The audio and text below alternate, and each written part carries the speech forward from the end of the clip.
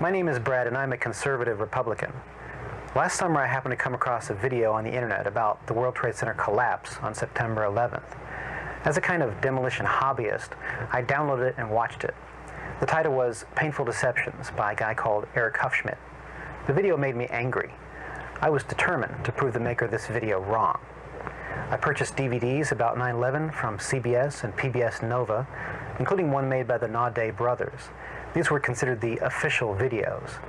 And after watching them carefully and researching thousands of websites and archives on the internet, literally not sleeping for an entire week, I realized that the official story, not Eric Hufschmidt's Painful Deceptions, was unprovable, unsubstantiated, absolutely wrong. What you're about to see is information you should already know. Our news reporters, government, and media should have made all this material available to every one of us. Ask yourself why you've never seen it on TV. This is as close as we can get to the base of the World Trade Center. You can see the firemen assembled here, the police officers, everybody.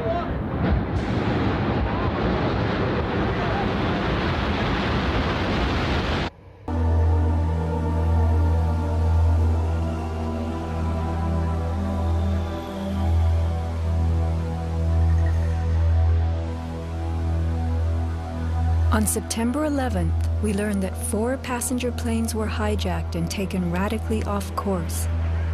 Within an hour, 2 of the planes had flown into the enormous steel towers of the World Trade Center, creating fires and eventually toppling them.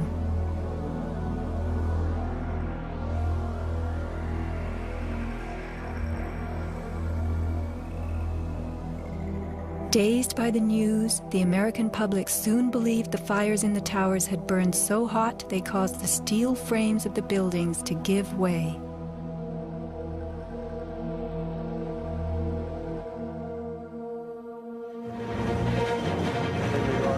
A myth developed, fed by official sources through the media to a bewildered audience. So when it was attacked again, he immediately... Elements of the myth. The impact of the airplanes, gallons of burning jet fuel, steel melting, the buildings failing and suddenly imploding. In a mere 10 seconds, 110 stories hurtled earthward, pulverizing into dust.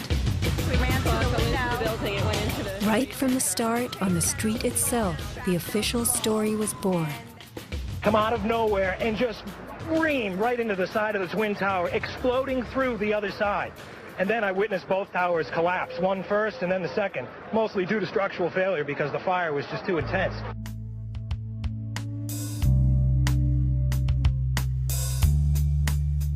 The myth bled into the FEMA report and was echoed by the experts. It was the combination of the impact load doing great damage to the building, followed by the fire, that caused collapse. John Skilling and Les Robertson were the structural engineers who designed the streamlined steel frames of the Twin Towers in the 1960s.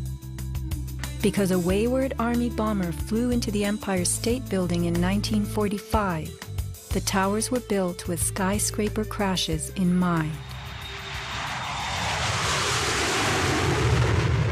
The airplane we were envisioning was the largest airplane of its time, flying slowly and low, lost in the fog. We designed the buildings to take the impact of the Boeing 707 hitting the building at any location. But the aircraft that hit the towers was a Boeing 767, heavier than a 707, fueled for a transcontinental flight and traveling fast. 707s and 767s are comparable. The maximum takeoff weight of a fully loaded 707 is almost 334,000 pounds. As airplanes only carry the fuel load they need, the smaller model 767s that struck the towers were not, in actuality, maximally fueled or close to their maximum takeoff weight. As for the heat of the fires, listen to the radio communications of these New York City firemen. One side, we got two. I saw the pockets of fire. We should be able to knock it down with 2 lines. Where you know that? Stay 78th floor, and it's looked, we got tanks, isolated pockets of fire, we got tanks. Isolated pockets of fire. 2 water lines to knock them down. FEMA's executive summary relays that much of the fuel in the planes, jet-grade kerosene, was consumed by the initial fireballs and the following few minutes of fire. It then tells us that the burning jet fuel spread between floors and ignited the building's contents, causing more fire and generating heat. This was somehow enough to bring down the tower's 47-column steel core, 236 exterior columns, and thousands of steel trusses all at the same time. Watch the tower smoking in the aftermath of the plane strikes. If you have ever tried to light a wood fire, you will know that smoking logs tell you the fire is not burning successfully. Smoke is the sign of an oxygen-starved fire. The Twin Towers stood for over an hour, smoldering but not flaming. During that time, thousands of people were evacuated by way of the stairwells. Others, trapped by debris, stood in the smoke-filled windows and signaled for help. In fact, the towers did what they were built to do. The building was designed to have a fully loaded 707 crash into it. That was the largest plane at the time. I believe that the building probably could sustain multiple impacts of jetliners because this structure is like the mosquito netting on your screen door, this intense grid, and the jet plane is just a pencil puncturing that screen netting. It really does nothing to the screen netting. The towers were built to withstand 140-mile-an-hour gusts produced by winter storms. Anyone in them on a windy day could feel them swaying. The single impact of a jetliner was no more of a blow than the continued battering of a hurricane. I was just putting my stuff away, and all of a sudden we heard a loud crash, and the building started shaking, kind of moving like a wave. New Yorkers were stunned 1 hour later when the first tower fell. To the best of my knowledge, the considerations of the fuel in the airplane in terms of an explosion or a great fire was not considered. Now, we were not responsible for that aspect of the design. Imagine building expressly for airplane impact, but never thinking of the fuel.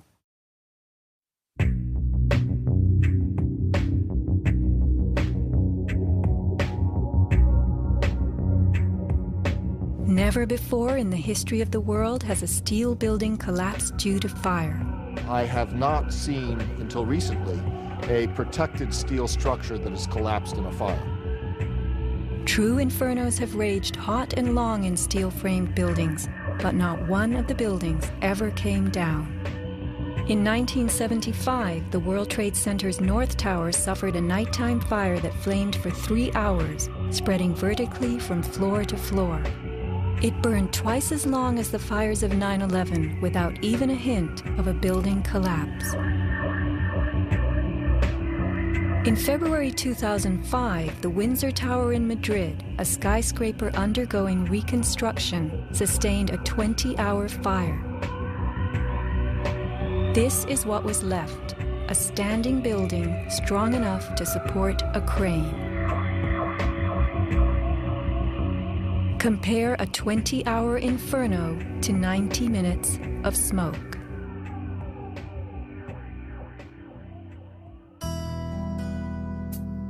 Why are buildings made of steel?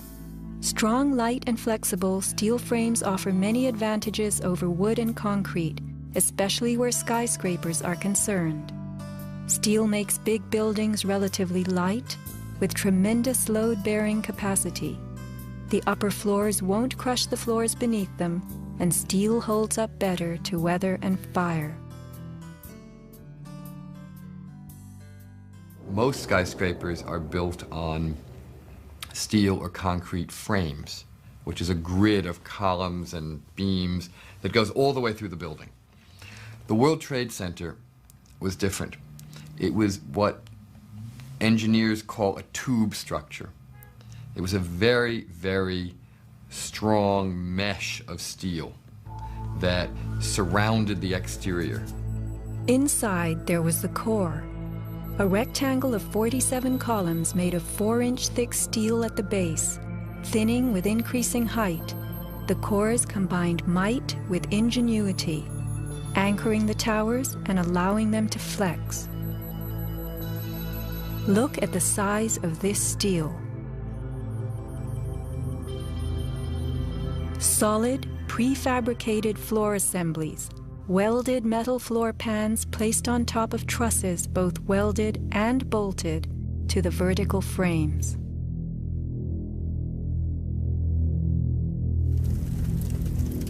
The story we were told: this rock-like steel grid gave way because fire warped the trusses, causing the bolts to fail. As the trusses sagged and fell, the floors dropped with them. In its 2002 documentary, Why the Towers Fell, PBS creates a video model. Once the trusses fail, the floors they were holding cascade down with a force too great to be withstood. The result is what's called a progressive collapse, as each floor pancakes down onto the one below. What remains standing? The tall, indestructible core. Why does PBS fail to explain the complete disappearance of the Twin Towers' cores?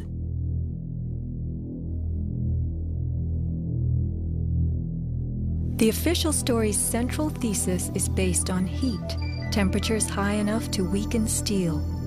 But people in the towers did not report such heat. Think about it. Neither steel, concrete, nor glass can burn. So what in those buildings could have burned to make such heat? How do these firefighters describe the collapse of the North Tower? We started running, floor by floor, instead of popping out. It was if they had detonated. Yeah, if they were planned to take down a building. Boom, boom, boom, boom, boom, boom, boom. All the way down. I was watching it and running. And others give similar descriptions. At 10:30, I tried to leave the building, but as soon as I got outside, I heard a second explosion and another rumble and more smoke and more dust. And then a fire marshal came in and said we had to leave because if there was a third explosion, this building might not last.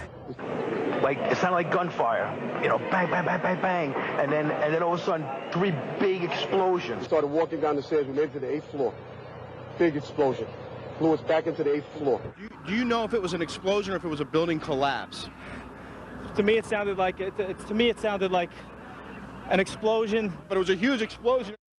Chief Albert Turri told me that he was here after the events that took place this morning. He tried to get his men out as quickly as he could, but he said that there was another explosion which took place, and then an hour after there was another explosion in one of the towers here. So according to his theory, he thinks that there were actually devices that were planted in the building. Reports of bombs in the buildings, explosions. A CBS reporter to Dan Rather. But I was coming toward the World Trade Center looking for CBS crews and asked a firefighter if he saw any. All of a sudden, there was a roll, an explosion, and we could see coming at us a ball of flame stories high. Listen to the sound of a large explosion right before the South Tower begins to fall. This is as close as we can get to the base of the World Trade Center. You can see the firemen assemble here, the police officers, everybody.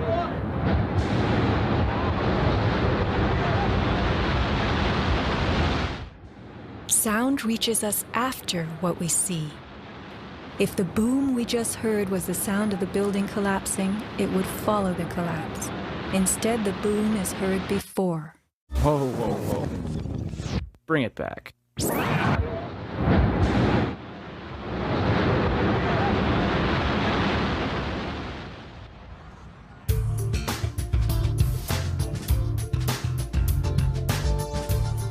Let's consider the characteristics of steel. Steel is an alloy of iron containing added carbon for flexibility, workability, and strength. In the days of old, blacksmiths heated iron till it was red and pounded it for hours to form it. Horseshoes, knife blades, and plowshares were typical creations. Steel was introduced in the mid-1800s, and by the end of the century, with the advent of the blast furnace, found widespread commercial use. A blast furnace is known as a controlled environment. High temperatures are reached as oxygen is pumped into a closed space. How and when does steel melt? Steel melts at temperatures of 2,750 degrees Fahrenheit and above, attained only in a blast furnace or when a powerful incendiary such as thermite is used. Steel or any substance that is burned will never become hotter than the temperature of the fire or heat applied to it.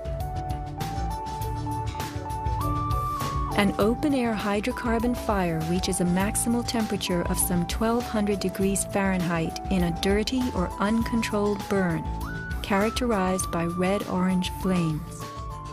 Red-orange flames are what we saw on September 11th. Even the fireball caused by the plane strike was red-orange.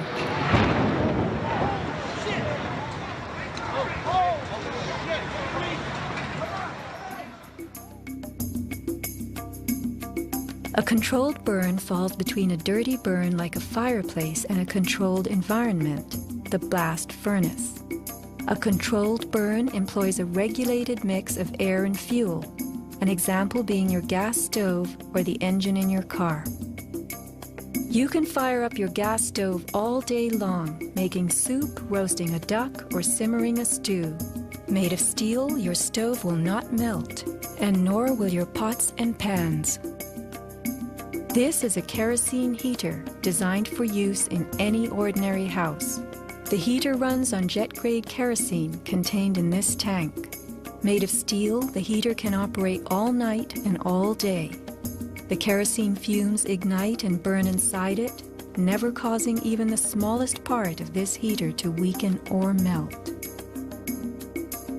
Yet we were led to believe that these tremendous buildings, framed in steel and surfaced in aluminum, totally collapsed from small scattered fires and 90 minutes of smoke. Take note of these hurtling beams, thrown laterally outward as the tower comes to earth. Would fire have the strength to eject such huge hunks of metal? MIT engineering professor Thomas Eager's 2001 paper is officially considered the academic standard for explaining the World Trade Center collapses. In it, he tells us that steel loses half its strength at 650 degrees Celsius, and that the fires that day did not get much hotter than this. He stresses, however, that the fires did not burn evenly. It was the uneven temperatures that caused the steel to deform and some of the floors to fail. These falling floors brought down the whole building. While it was impossible for the fuel-rich diffuse flame fire to burn at a temperature high enough to melt the steel, its quick ignition and intense heat caused the steel to lose at least half its strength and to deform, causing buckling or crippling. This weakening and deformation caused a few floors to fall, while the weight of the stories above them crushed the floors below, initiating a domino collapse. In plain language, straight from MIT.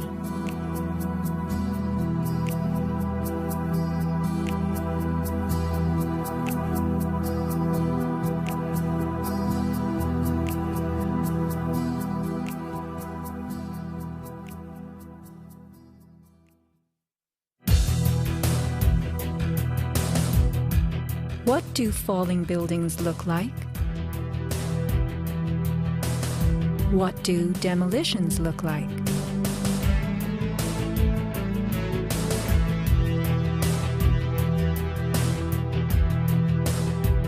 We are seeing typical implosions, characterized by gutting a building's base and then pulling it into itself. Computer-controlled sequencing fires the explosives in a rapid wave. Notice the jets of shooting concrete, the flashes, the pops, the caving of the buildings as they fall into their footprint, the tremendous billowing clouds of dust.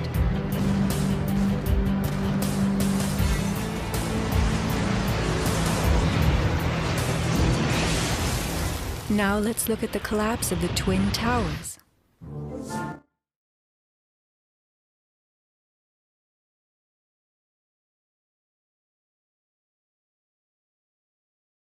Seeing explosions rather than implosions, a first in demolition history. A sequenced rumble becomes a roar as debris is thrown outward. The damage is not contained. Even the windows are blown from neighborhood buildings. What kind of energy enabled this? Would fire hurl metal and concrete sideways into the air? Here, a 600,000-pound chunk of steel, twice the weight of a Boeing airliner, was flung 400 feet, wedging itself deep into 3 World Financial Center on Vesey Street. A FEMA photographer taking pictures of Ground Zero wondered why so many steel beams were jutting from neighborhood buildings. What shot pieces of the towers all the way across the street?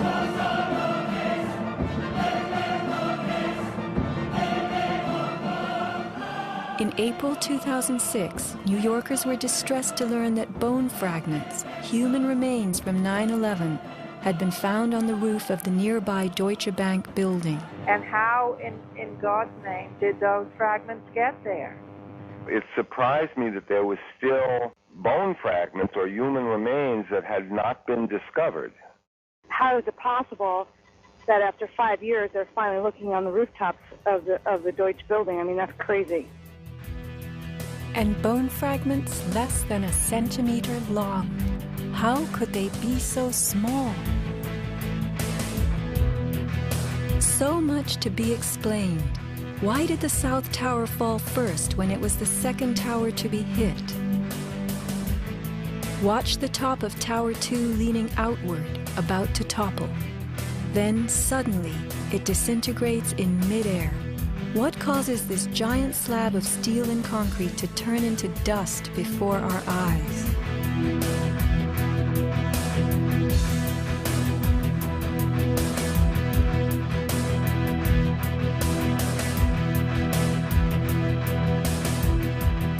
Watch both buildings collapsing straight down, directly into the path of most resistance, which is all the floors and all the mass of the building itself.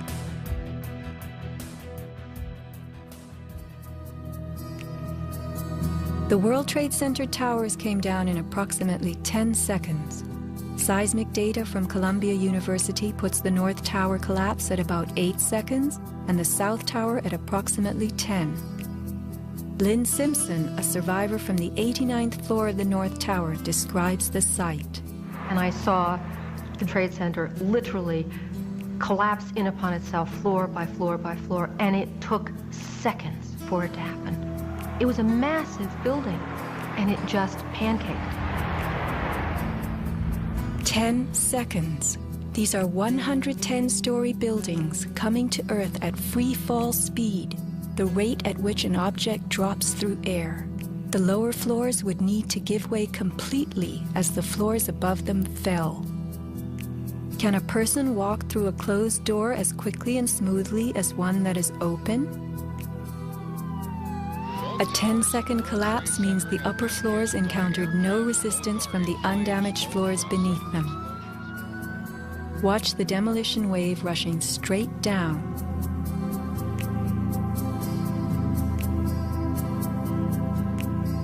Here the South Tower is half its original height, but wreckage from the upper collapse has not yet fallen this far.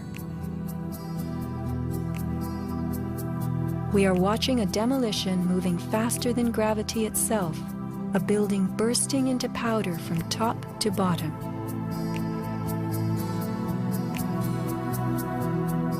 Here, the core of the North Tower finally gives up. 700 remaining feet of giant steel columns, among the strongest ever erected. What force acts upon the core to make it all of a sudden disappear? Eric Hufschmidt, author of the book Painful Questions, is a metal-cutting software engineer. The floors of the World Trade Center towers were on three-dimensional mesh of steel beams. You have to keep in mind now the floor is about an acre in size. There are thousands of joints all over it. In order for the floor to fall down, thousands of joints would have to break simultaneously. And then if you look at the speed at which this came down, less than 10 seconds, you blink your eye and thousands of joints just popped somehow. The only way you can explain that is with explosives. They had to have had explosives placed all over the floors at the primary joints. And then that would explain how all of the joints broke at such a rapid rate. The debris was crashing from one floor to the next. Debris cannot crash through steel and concrete floors as fast as it falls through the air, and there was no slowing. Explosives had to be breaking the joints ahead of the falling rubble, which is why the top half starts off collapsing slowly and then it starts picking up speed. This is a pancake collapse. Why don't we see piles of floors at ground zero?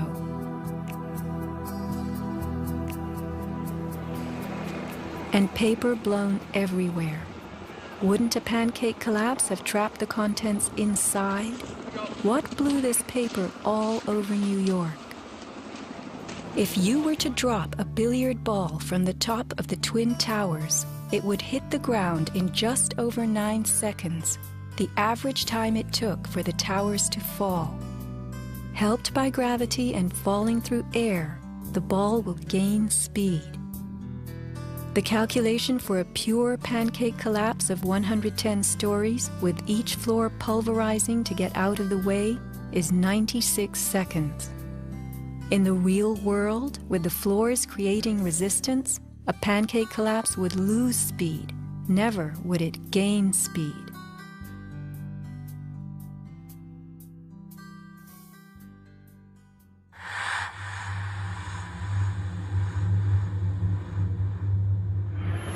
The airplane struck the towers high above the ground. But down in the lobby of the North Tower, marble facing flew off the walls, the windows shattered, all the glass blown out. Right away, a guy from the Port Authority told him the damage was somewhere above the 78th floor. But all you had to do was look around. It was obvious. Something had happened right there in the lobby. You just saw that all the windows were blown out. The lobby looked like the plane hit the lobby. Like the plane hit the lobby. What caused so much wreckage in the lobby? William Rodriguez, a maintenance employee at the World Trade Center and the last human being to exit the towers alive, describes a giant blast below his building. And all of a sudden, we heard an explosion. It was a huge explosion that came from under my feet, meaning that it came from the sub-levels between B2 and B3. And then there was a huge explosion at the top of the building. You could hear the difference from the bottom and all the way through the top. The one from the top, which was actually seconds after, was heard very far away. The one at the basement was pretty loud, and you felt your actual feet moving with the floor. The tremor that is sent through the floors, that the walls cracked and the false ceiling totally collapsed. And that's when a person named Felipe David came running into our office saying, "Explosion, explosion, explosion." And when I saw him, he has all his skin pulled from under his armpits and missing pieces on his face. An explosion deep down in the tower before the plane crash 95 floors above. Others lived to report enormous explosions below the towers. Construction worker Philip Morelli was in North Tower's sub-basement 4 at the time of the first plane strike. I go downstairs, the foreman tells me to go to remove the containers. As I'm walking by the main freight car of the building in the corridor, that's when I got blown. I mean, the impact of the explosion, of whatever happened, it threw me to the floor, and that's when everything started happening. Blown to the floor. Let's hear what happened next. I was racing, I was going towards the bathroom. All of a sudden, I opened the door, I didn't know it was a bathroom, and all of a sudden a big impact happened again. And all the ceiling tile was falling down, the light fixtures were falling, swinging out of the ceiling. And I come running out the door, and everything, the walls were down, and now I started running towards the parking lots. There was a lot of smoke down there, there was a lot of people screaming.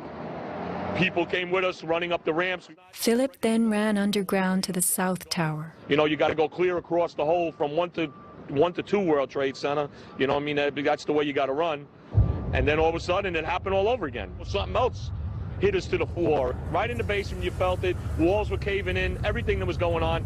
I mean, I know of people that got killed in the basement. I know of people that got broken legs in the basement. People that got reconstructive surgery because the walls hit them in the face.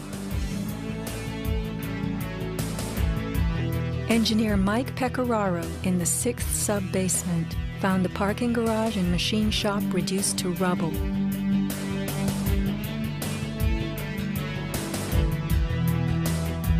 Rescue firemen and civilians spoke of hearing explosions throughout the towers. Firefighter Lou Caccioli told People magazine that as he and others evacuated workers, bombs were going off inside the building. Explosions stalled elevators and filled entire floors with smoke and debris. An eyewitness who said there was an explosion on floor 7-8. 7-8. To dispatch, we've just had another explosion. Warren Street because of the secondary explosion. We've got numerous people covered with dust from the secondary explosion.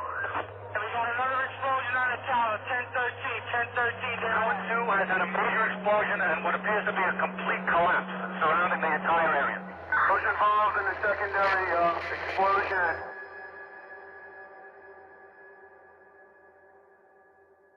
William Rodriguez, helping the firefighters, reports blasts within the North Tower well before it fell. As I went up, I remember listening to small explosions on the upper floors, and these small explosions were not coming from the area of the impact. It was coming from lower floors.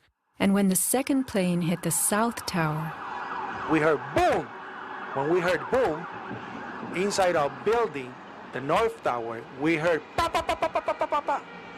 And on the security radio, we heard, we lost 65, meaning the 65th floor collapsed. And as we went down the stairwells, you could hear the actual collapsing inside the buildings. You heard rumble, you heard the cracking of the walls, I mean, pieces falling right next to us of the actual building.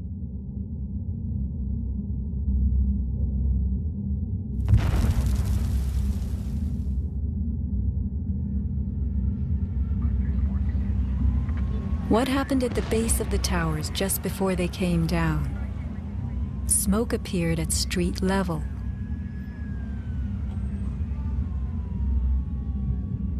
This video was shot from New Jersey. An explosion is heard as white smoke rises at the base of the building. Now people are gathering in large groups. In fact, at one corner, smoke was coming from the city. Folks stepping out of bodegas.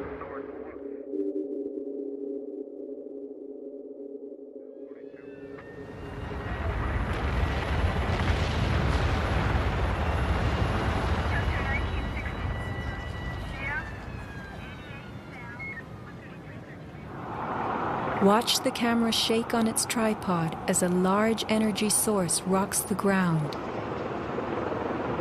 9 seconds later, the North Tower falls. I heard like an explosion and then a cracking type of noise. And then it sounded like a freight train, rumbling and picking up speed. I looked up and I saw it coming down. As I came out of the North Tower, everything started trembling under my feet like an earthquake. The only thing I saw was a fire truck. I ran towards the fire truck and slid right under, when the building started to collapse right on top of the fire truck.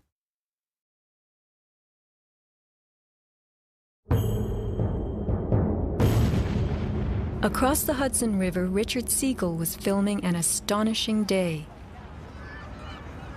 The sound meter of Richard's camera caught something very significant. Adjusted for the distance involved, as sound travels more slowly than what we see, the camera registered multiple explosions in the towers. Here is the South Tower record. Then the building fell.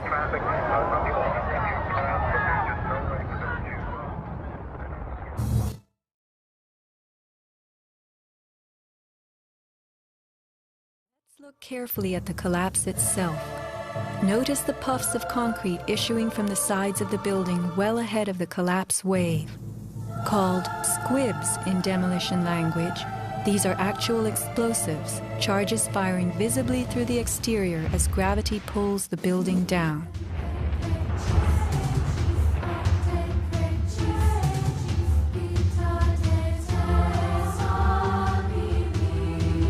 Here are more.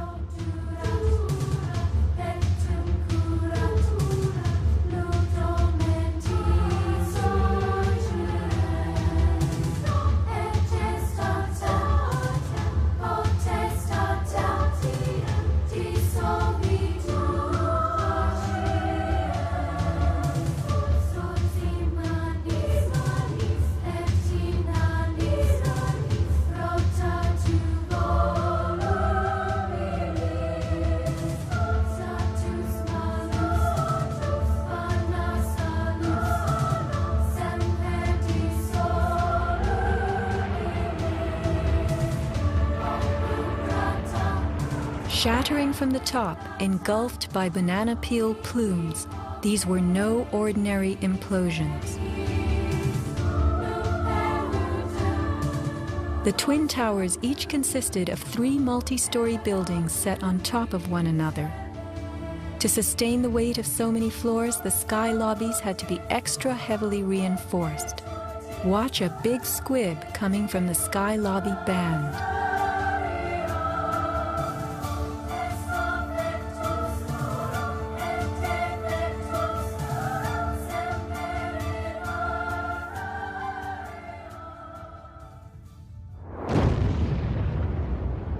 A powerful blast produces what is called a shock wave. Explosions generate extremely high compressional waves that exceed the limits of surrounding air and space, creating a violent force. When the debris started coming down, I was right in the shadow of the South Tower. I was less than 100 yards away. Everybody saw the video over and over again of that cloud chasing people down the street. It was like a tornado. It was like being hit by a wave at the beach, but the wave was intense, it was hot, it was noisy.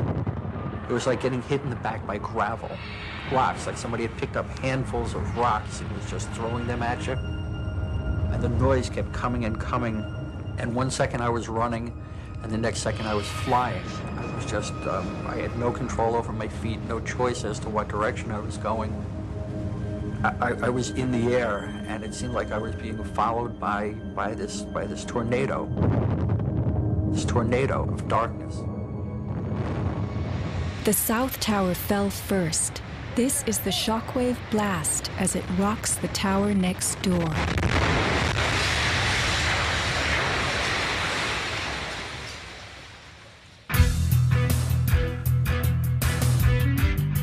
As the buildings fell, they darkened Manhattan, filling the air with billowing clouds of dust and ash.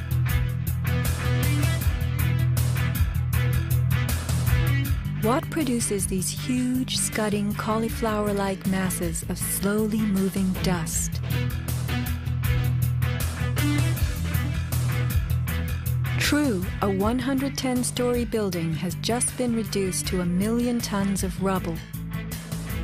But is there anything in our experience we can compare it to? A volcano.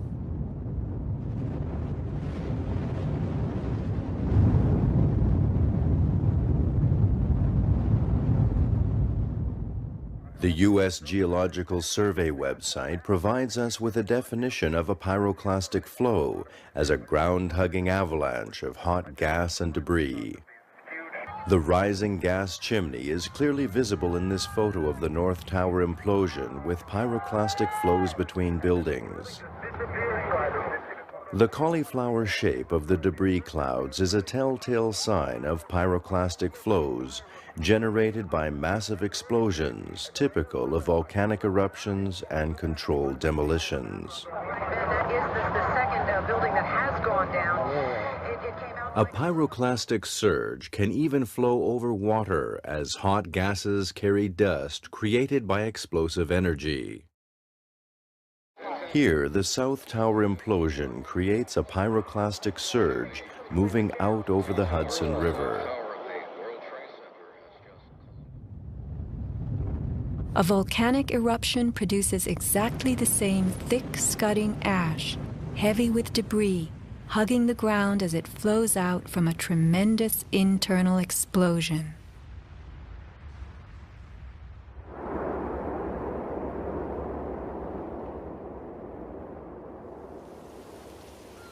On the southern tip of Manhattan, surrounded by water, huge retaining walls were built below the World Trade Center to hold back the ocean and Hudson River.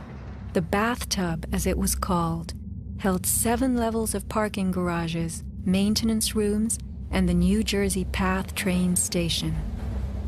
After September 11th, the 3-foot-thick slurry walls were found to have shifted up to 18 inches inward.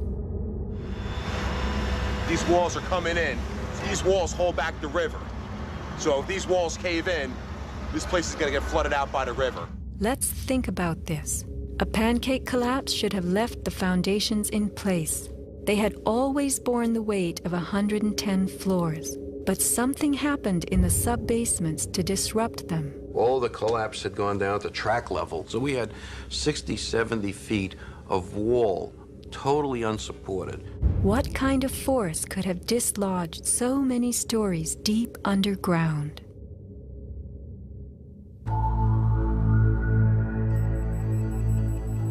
The pile itself seemed to have a life of its own. It spewed fire when we dug into it. The ground continued to burn. Les Robertson publicly reported that 3 weeks after the collapse, live fires burned and molten metal still flowed underground. You see how this debris is still smoking? That's when the fire's going to still burning. 8 weeks later, we still got fires burning. Steel-toed boots is one of the biggest things. Out still on the rubble, it's still, I believe, 1,100 degrees. The guy's boots just melt within a few hours. In November 2005, physics professor Stephen Jones of Brigham Young University published a 25-page treatise on the collapse of the Twin Towers and Building 7, applying the laws of physics to the official story. From an interview on MSNBC. As we read in the FEMA report, it says here, and I put this in my paper, of course, the best hypothesis, which is the only one they looked at, the fire, has only a low probability of occurrence. Further investigation, analyses are needed to resolve this issue, and Professor, I agree with that. I am sorry that we are out of time, and I'm not sure that... Whoa. One other thing I want to mention about... Okay, if you can hit it, hit us with it quickly. All right. Okay, here we go. Molten metal in the basements of all 3 buildings. Right. And yet all scientists now reasonably agree that the fires were not sufficiently hot to melt the steel. So what is this molten metal? It's a direct evidence for the use of high-temperature explosives such as thermite. Thermite produces molten iron as an end product. Okay. We appreciate your coming on, even if I don't understand your theories. We appreciate you trying to explain them. Thanks. Professor Jones barely got in his mention of thermite. An incendiary used by the military, thermite is a compound of iron oxide and aluminum, which when ignited sustains an extreme heat reaction, creating molten iron. In just 2 seconds, thermite can reach temperatures over 4,500 degrees Fahrenheit, quite enough to liquefy steel. This is thermite melting the engine of a car. We know that open-air fires cannot burn hot enough to melt steel, but metal had melted at the base of the towers. The second product of a thermite reaction is aluminum oxide, visible as white smoke. Was thermite used in conjunction with explosives on September 11th? Watch this very bright substance pouring from the 81st floor of the South Tower.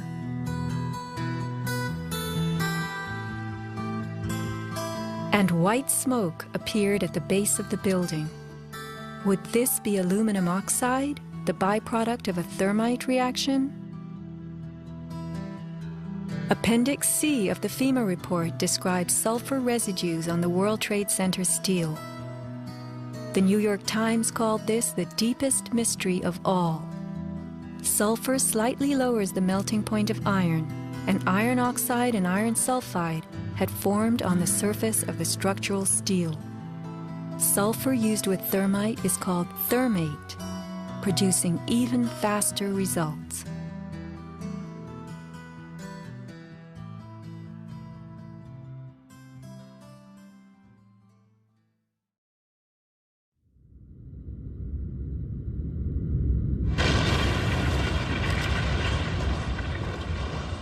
Let's look at what happens in the demolition industry. Taking down large structures requires preparation. Powerful explosives and heavy equipment are used in advance to weaken the foundation and bottom sections of a building before additional explosives and gravity bring the rest of it down.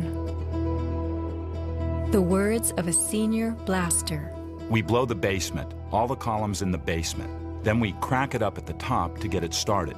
We go every other floor, all the way down. Every explosive has a timer on it, that's why it's controlled. When the columns go, each floor goes down and impacts the one below and keeps going. Here's what demolition experts use in steel-framed buildings: the linear shaped charge. It's a chevron-shaped or V-shaped charge that you can focus at a specific target, and it's lethal. It generates around 3 million pounds per square inch pressure at a speed, depending on the explosive inside the shaped charge, in excess of 27,000 feet per second. Besides the unfathomably powerful shaped charge, blasters have a lot of tricks.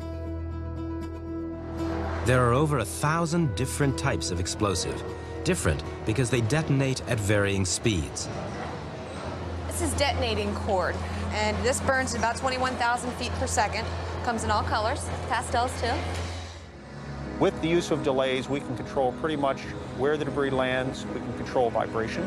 We can control noise levels. Timing and delays are the key to just about everything in our business.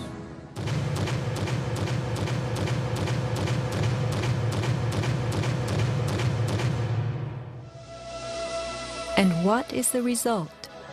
The thing that pleases me is the fragmentation and the control. I wanted to take a building and break it up into millions of pieces and put it in this basement as artfully as we do it, and it works just like clockwork. So we've got it all down to a science. It gives me goosebumps to talk about it.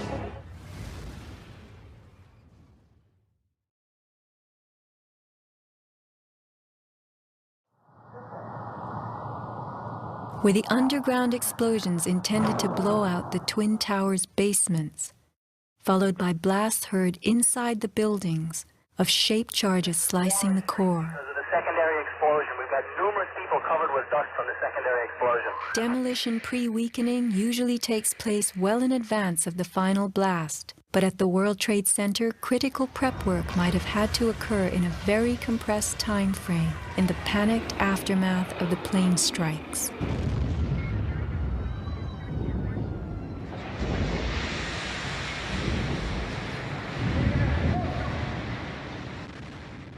These core columns were discovered after the collapse. The angled cut occurs in exactly the manner that shaped charges slice through steel beams to control the way they fall. Notice the hardened once-liquid metal. Was thermite used with the shaped charge? The job of the shaped charge is to cut steel H-beams.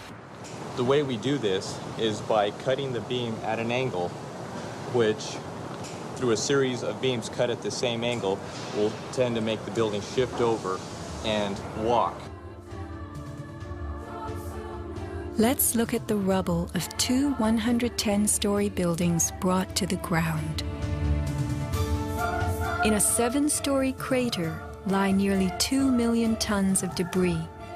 Had the basements not been blown out, where would 2 million tons have gone? Heaped on the ground, ready to slide and spill? The art of controlled demolition.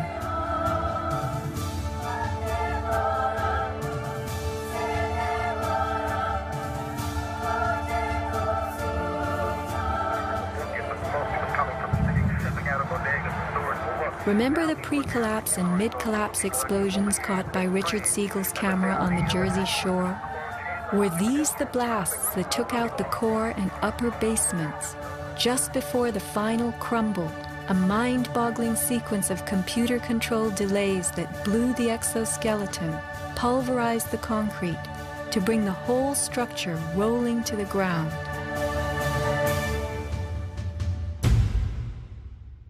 Was this the story of that day? Inside our building, the North Tower, we heard pa pa pa pa pa pa pa pa pa. And on the was coming from the city. Folks stepping out of bodegas and stores will look.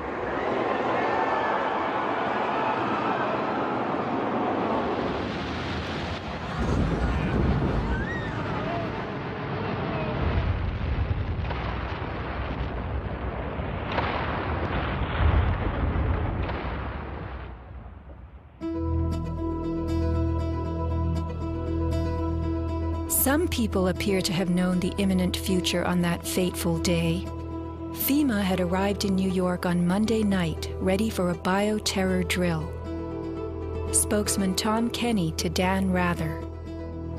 To be honest with you, we arrived on late Monday night and went into action on Tuesday morning. And not until today did we get a full opportunity to work the entire site other than the spot at Church and Day to which we were deployed. And Rudy Giuliani, mayor of New York, tells ABC's Peter Jennings that he was aware the towers would be coming down. What is going on now is a massive rescue effort. Do you believe it's hundreds or thousands? I really don't. I really don't want to say right now, Peter. I think it's going to be a horrible number. I saw people jumping out of the World Trade Center. I saw some of the firefighters who I know going into the building. And we were in a building in which we were trapped for about 10-15 minutes. And we set up headquarters at 75 Barclay Street, which was right there with the police commissioner, the fire commissioner, the head of emergency management. And we were operating out of there when we were told that the World Trade Center was going to collapse. The World Trade Center was going to collapse. It was going to collapse. It was going to collapse. Similarly, Larry Silverstein, new leaseholder of the World Trade Center, regretfully declared that a decision was made to pull Building 7 by the end of the day, the last structure added to the World Trade Center complex.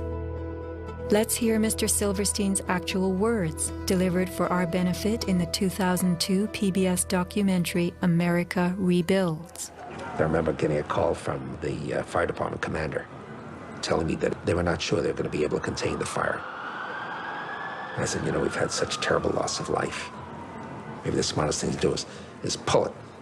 And they made that decision to pull, and then we watched the building collapse.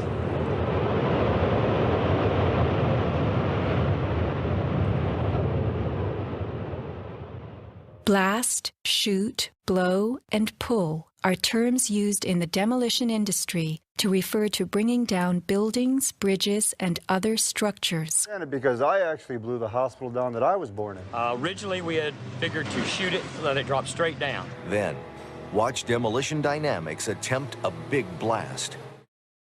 And from Ground Zero's own post-disaster wrecking crew. By mid-December, the Department of Design and Construction had leveled World Trade Center buildings 4 and 5. Hello? Oh, we're getting ready to pull building 6.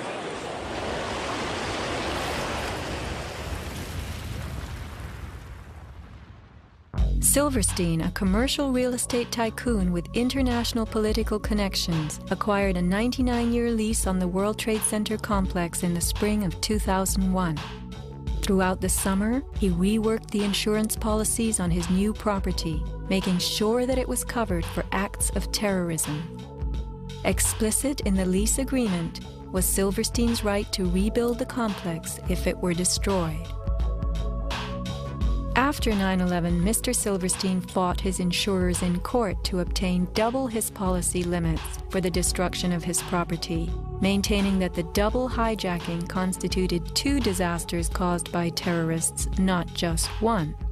He won and was awarded over $7 billion, a magnificent return on his original $15 million investment. My first reaction is to think about the families of those people, the tragedy, the magnitude of it.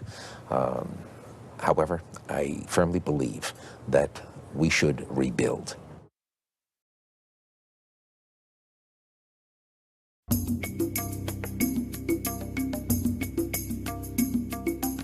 Just in the last few seconds, another building, building number 7, one of the buildings in support of the World Trade Center towers, has collapsed.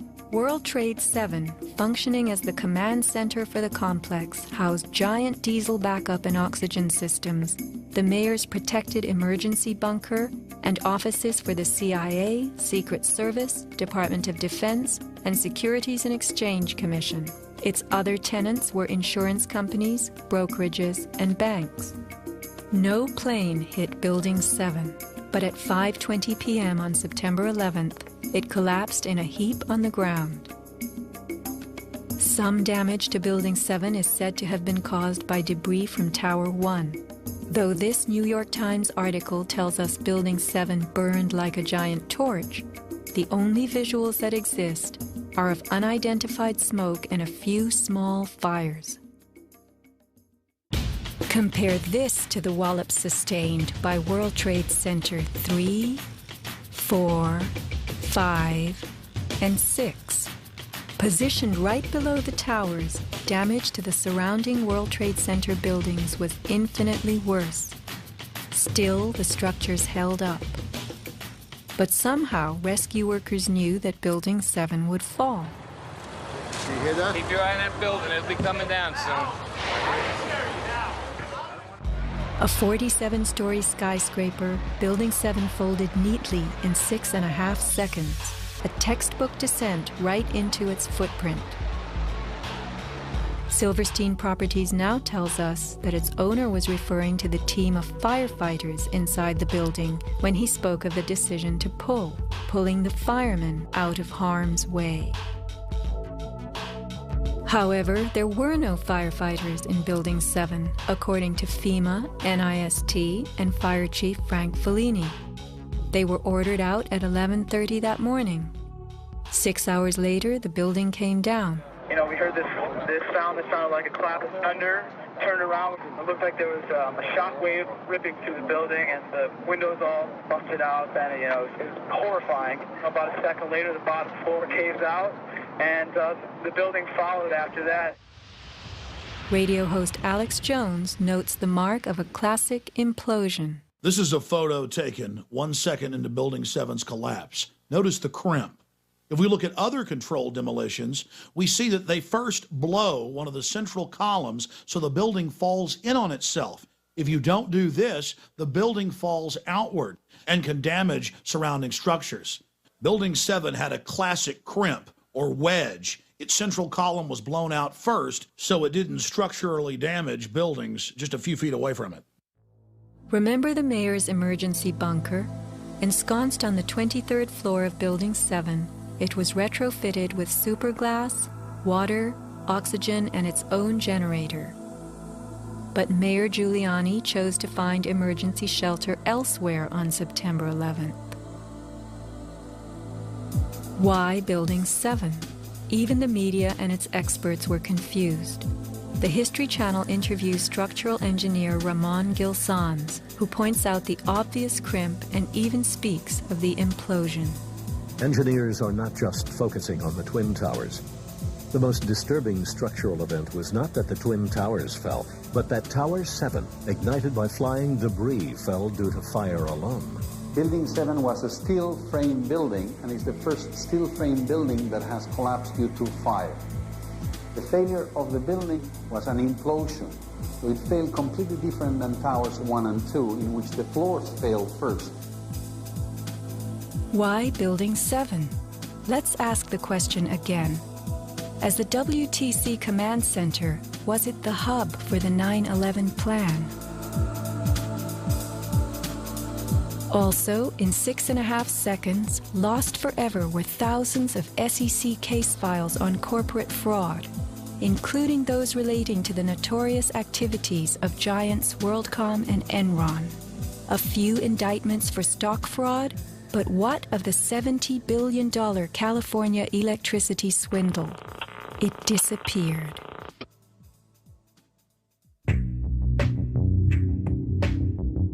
No one died in the collapse of Building 7. It was vacated well in advance of its implosion, but not the Twin Towers. Why weren't police, firemen, and civilians in these buildings told what to expect? Tragically, employees in the towers were advised to return to their offices. The announcement came on that everything was fine. Tower 1, they were evacuating, but Tower 2 was fine, and we could go back to our offices. We're about to go through the turnstile. The security guard says, "Where you guys are going?" I said, "Well, I'm going home because I saw fireballs coming down." He said, "No, your building is safe. It's secured. It is safer to stay in your building. Go back to your office." Stanley Prayamnath returned to the 81st floor. Then, I just happened to raise my head looking straight towards the Statue of Liberty, and what I saw was a giant airplane coming straight towards me. the South Tower was hit between the 78th and 84th floors. Trapped on the 81st floor by crushing debris, Stanley was rescued by Brian Clark. Slowly and painfully, they made their way down a stairwell to freedom. Outside, Stanley had a feeling of uncanny prescience for what was to come. And we peered through the railing, up through the trees at the tower, and Stanley said, "You know, I think that tower could come down." And I don't know why I'm telling this man this building is going. But I knew it was not over. I said, "There's no way. That's a steel structure. That's just draperies and carpets and furniture burning. You know, there's no way." And I didn't finish my sentence when the tower started to slide. And I can still remember hearing, first of all, this boom, boom, boom explosions.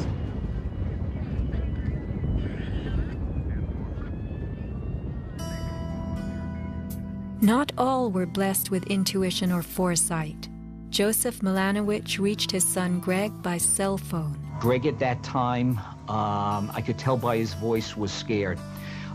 He said to me, "Dad, can you get in touch with someone and tell them that there's about 20 of us on the northeast corner of the 93rd floor." Greg had been about to leave the South Tower after the North Tower was attacked, but was told it was safer to return to his desk. A couple of times he said, "Why did I listen? Why did I listen?" Who was a director in the company that provided electronic security for the World Trade Center and Washington's Dulles Airport, both involved in September 11th?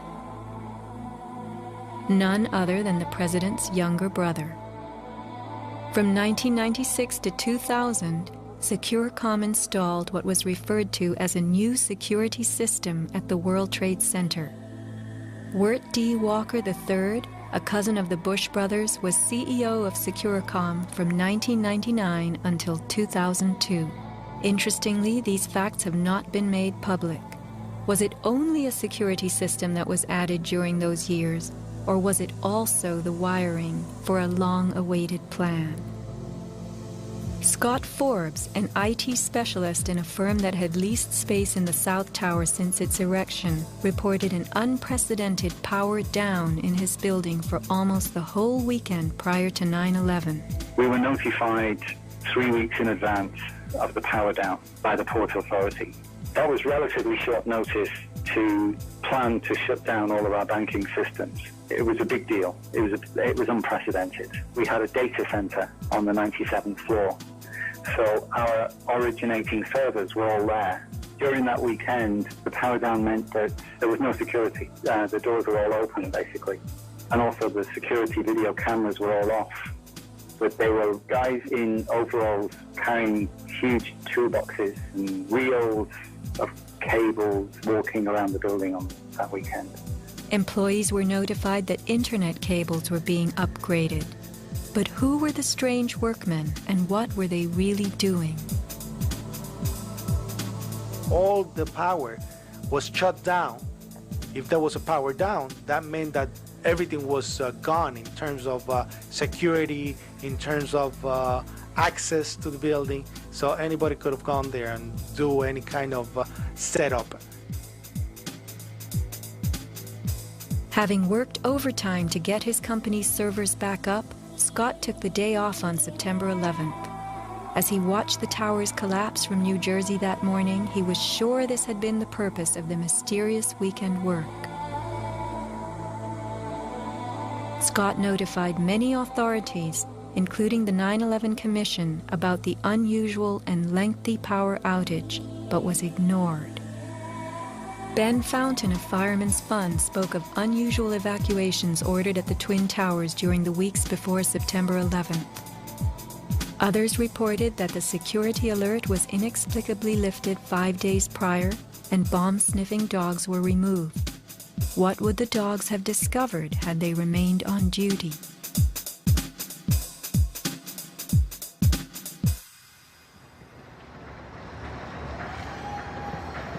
Not long after the disaster, Lower Manhattan saw banners like this one. Although they were idolized as cathedral-like symbols of power and triumph that pierced the New York skyline, the Twin Towers were big money losers for the Port Authority of New York. They cost millions a year to equip with the basics: electricity, water, heat, air conditioning, sewage, and even oxygen, being airtight. As modern communications connected traders from all corners of the globe, tenancy in the Twin Towers continued to drop. The towers presented another problem. Decades ago, their steel beams had been sprayed with fireproof asbestos, a cancer-causing material banned from use in building in the mid-1980s. Although the World Trade Center complex was given several waivers, it was expected to clean up its act. But to remove the asbestos from every supporting beam in the Twin Towers would have been almost undoable. Quotes for this cleanup ran over $1 billion, and no insurance company was willing to bear the cost. An urban renewal project of unfathomable proportions. Given the tower's issues and problems, September 11th proved an unexpected bonanza. The Trade Center was built in the 1960s to revive a rundown area of New York, and 40 years later, urban renewal could again take place. 2 white elephants were removed, and a brand new complex is in the works. The full height of the new Freedom Tower will soar to 1,776 feet.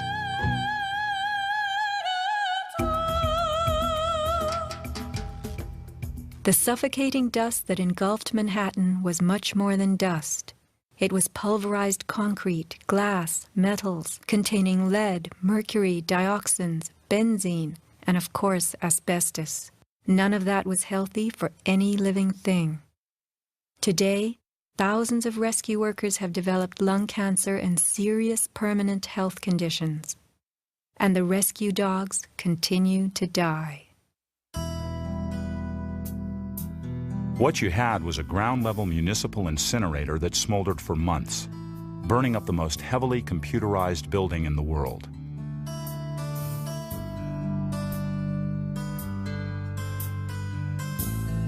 Patients have had black paste coming out of their pores. They have reported bowel movements that are blue or green and have smelled like smoke, despite the fact that they have not been at a fire scene for months. Only 3 days after September 11th, Washington instructed the EPA to declare Manhattan safe and reopen Wall Street, though the air remained toxic. A federal judge is blasting the former head of the Environmental Protection Agency for telling New Yorkers it was safe to return to their homes and offices near Ground Zero soon after the 9/11 attacks. The judge called Christine Todd Whitman's actions, quote, conscience shocking, and refused to grant her immunity. It was documented that the White House ordered EPA to tell these lies, to downplay the seriousness of the environmental hazards. In addition, 9/11 first responders who have fallen ill and applied for aid have been denied.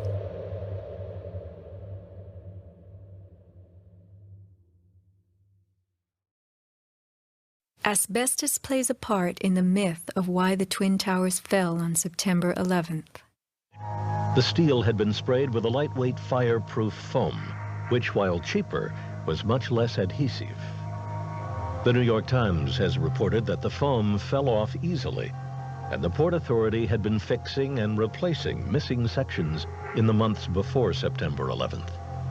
But even if the fireproofing had been perfectly applied, the impact of the plane crashing into the North Tower was so powerful, it simply blew most of it off, allowing the fire to attack the steel beneath.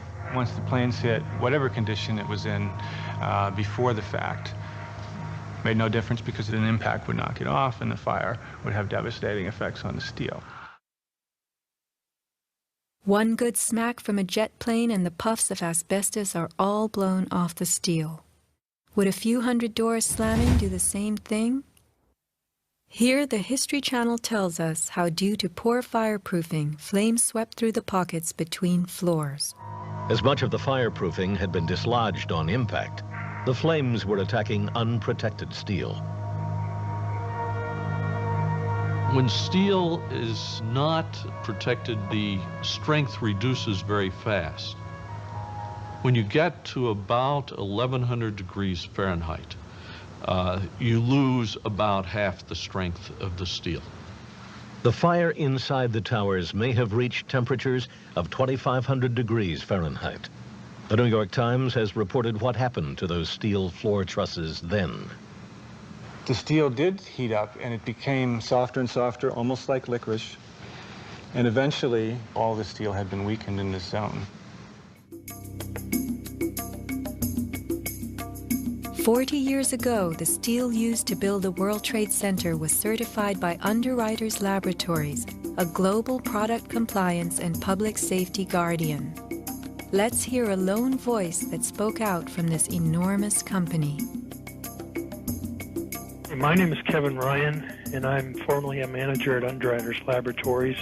I was fired from my job 5 days after sending a letter to a government scientist at the NIST, questioning the report that the NIST had recently released in October of 2004. I wrote this letter because I had serious questions about what I saw in the report. Those questions went back to September of 2001 when UL's CEO came to our location in South Bend. He told our entire staff that the World Trade Center steel had been certified by UL, and he said that we should be proud of how long the buildings had stood. Over the next 2 years, I did some research and found some very disturbing facts, including that the steel had been disposed of in an unprecedented manner. Once I discovered those facts, I sent a written question to UL CEO asking him about these things and what he was doing to protect our reputation as a company. He replied in writing to me that UL did, in fact, test the steel. He talked about the quality of the sample and how well it had performed in the tests. And he said that our company had tested the steel and that it had done beautifully. After that, he asked me to be patient and wait for the NIST report because UL was working closely with them. I saw this report in October of 2004, and in November, I sent my letter to NIST asking for clarification. I felt it was an obligation on my part to ask the questions, since no one else seemed to care to. After the 1993 bombing, the fireproofing in both buildings was updated considerably. But when you look at the NIST report, you don't see any testing that showed that a 767 would widely dislodge the fireproofing under any impact, let alone so far from the point of impact.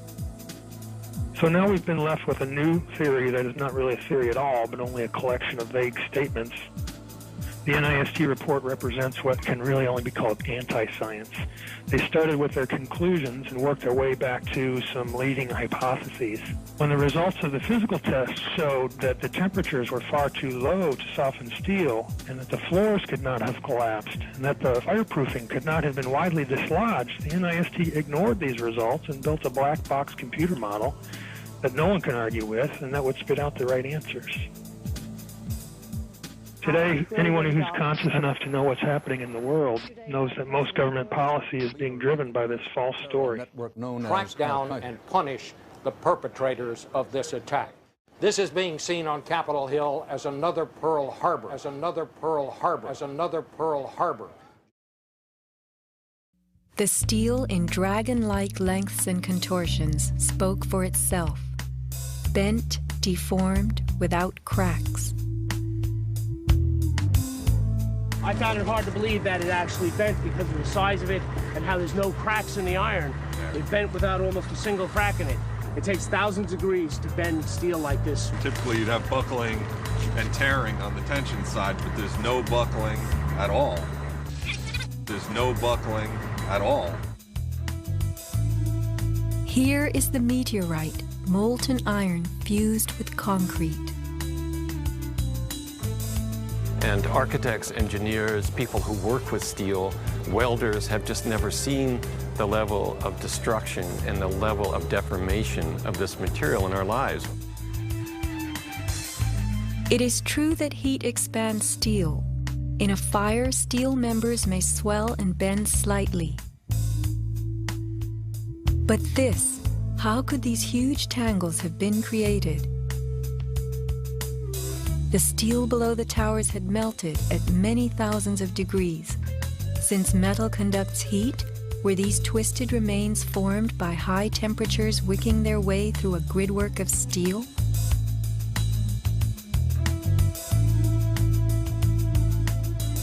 Explosives also deform steel. As they fire, gas pushes outward. The force of the gas can easily bend a large steel column.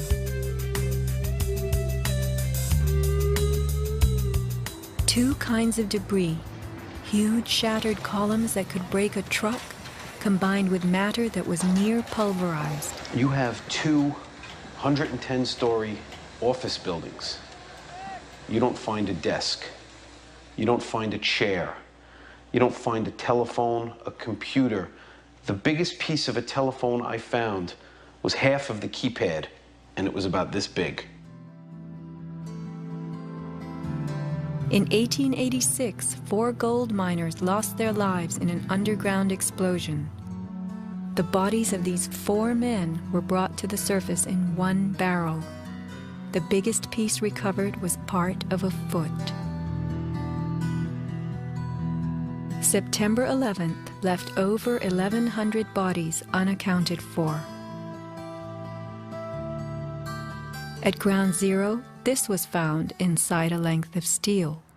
And before they sealed this up with the sheetrock and all the building materials on the interior face, the workers would sometimes put beer cans, and the newspaper that we found, the New York Times paper, we found in a similar spot to this.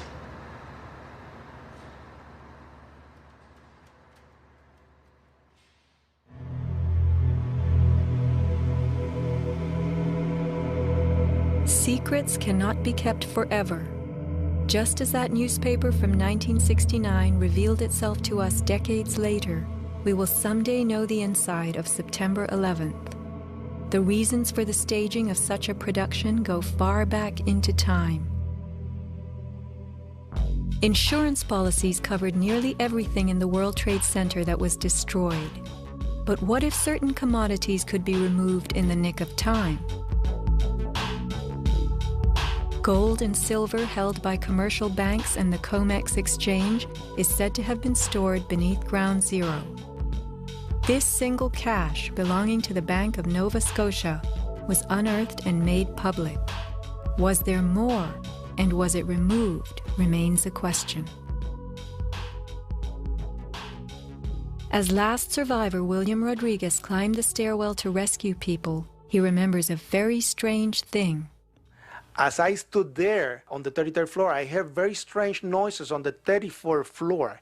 Now, the 34th floor was an empty floor, a floor that did not have any kind of walls, or it was a construction floor. It was totally hollowed out. There was nothing there, and I heard very heavy equipment being moved around, and it sounded like dumpsters with metal wheels being moved around, and I got scared because I knew it was an empty floor. Nobody was supposed to be there.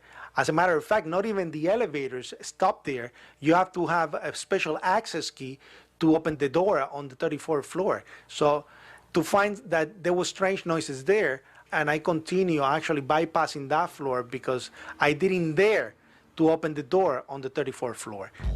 Something told William Rodriguez not to mess with the 34th floor. I got scared. Yet William Rodriguez was not a man who was scared that day. He remained in a burning building against firemen's orders, endangering his own life as he saved the lives of others. What could have been happening on the 34th floor?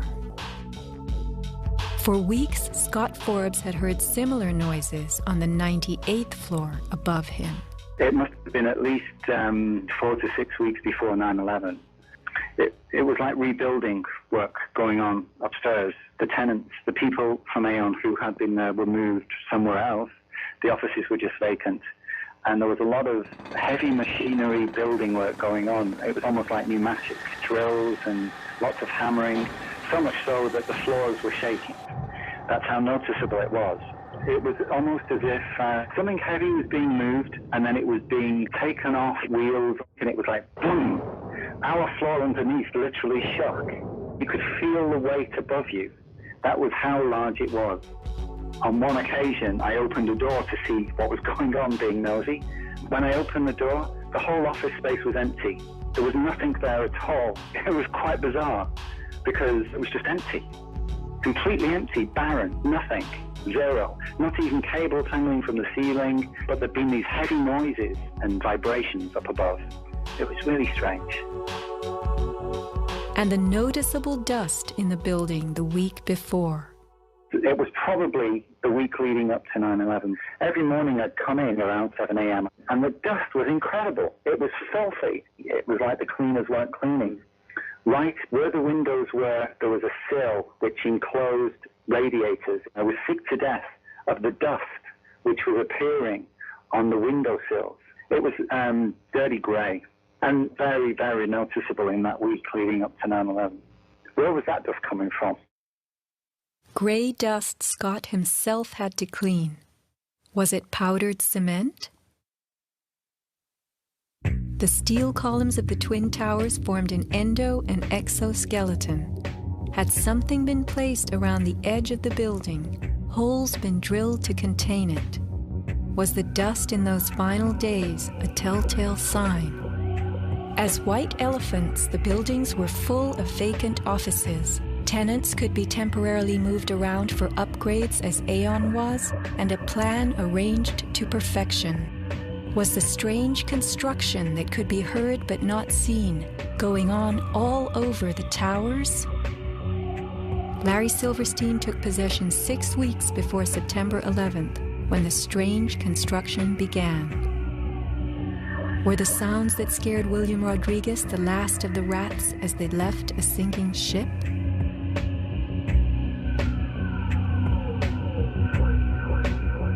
By taking a day off, Scott Forbes saved his life. This woman was not so fortunate.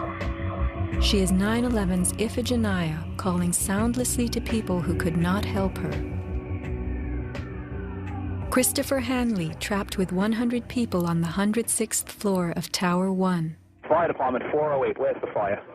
Yeah, hi. I'm on the 106th floor of the World Trade Center. We just had an explosion up here. What building are you in, sir? 1 or 2? 1 World Trade. All right. Yeah, there's smoke, and we had about 100 people up here. Sit tight. Do not leave, okay? There's a fire or an explosion or something in the building. All right, I want you to stay where you are. Yes. Kevin Cosgrove trapped on the 105th floor of the South Tower. There's smoke right there, 105, 2 power. It's really bad. It's black. It's iron. My wife thinks I'm all right. I called her and said I was leaving the building. I was fine, man. Bang. It's the three of us. 2 broken windows. Oh, God!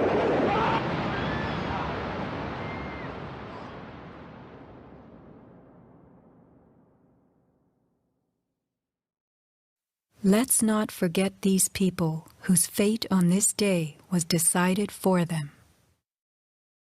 As we know, secrets cannot be kept forever.